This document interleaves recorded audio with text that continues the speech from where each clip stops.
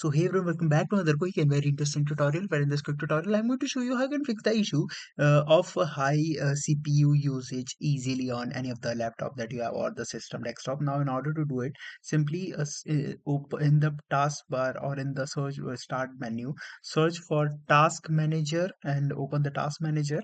Now once you open it, here you'll notice the CPU usage, real-time CPU usage. Now if you click on it, it will sort all the things according to the CPU usage.